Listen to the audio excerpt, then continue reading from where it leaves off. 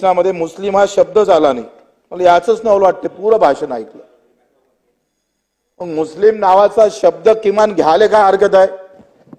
आपण मत मागायला तिकडे जातोय.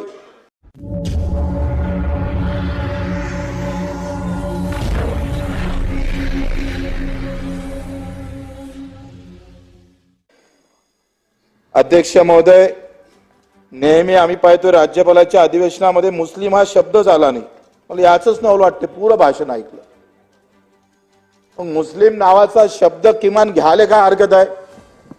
आपण मत मागायला तिकडे जातोय. तुमचं तामिळनाडूमध्ये भाजप युती सरकार आहे, त्यांनी आरक्षण मुस्लिमांना देण्याचा प्रयत्न केला, देत आहे.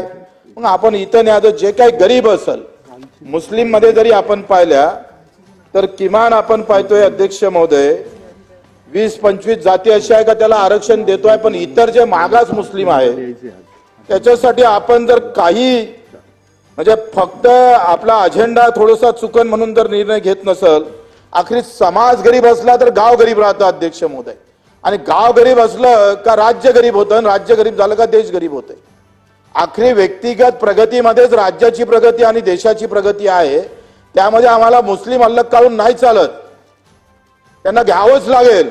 विकासाच्या बाबतीत, शिक्षणाच्या बाबतीत, उद्योगाच्या बाबतीत आम्ही त्याच्यावर जेथपर्यंत आरक्षण देत नाही त्या पद्धतीने एक चांगला अजेंडा तुम्हाला आम्हाला आणता येईल. तुम्ही जर आज आपण पाहिलं का काँग्रेसमधलं मुस्लिम आणि बौद्धांचं मत जर काढलं तर काँग्रेसजवळ काय शिल्लक आहे? काहीच नाही. ते यांच्या भीतीमुळे तिकडे गेले का इकडे हिंदुत्वाचा झेंडा असल्यामुळं सगळे मुस्लिम आघाडीकडे झुकले. आणि परिणाम काय झाला तर तुमचा अजेंडा मोडीच निघाला.